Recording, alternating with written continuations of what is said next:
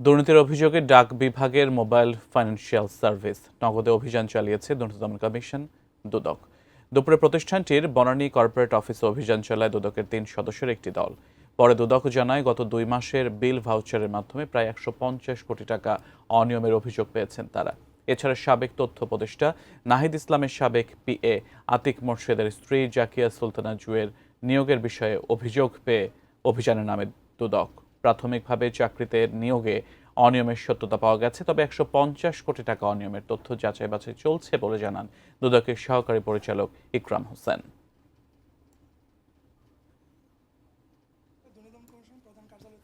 নগদ কর্তৃপক্ষ বিভিন্ন ভুয়া বিল ভাউচার দেখিয়ে প্রায় গত ২ মাসে প্রায় ১৫০ কোটি টাকার অর্থ আত্মসাৎ করেছেন। আর আরেকটা অভিযোগ ছিল একজন আইসিটি মন্ত্রণালয়ের একজন বিশেষ সহকারীর ব্যক্তিগত কর্মকর্তা জনাব আতিক মোর্শেদের স্ত্রীর একটা নিয়োগ বিষয়ে অভিযোগ ছিল।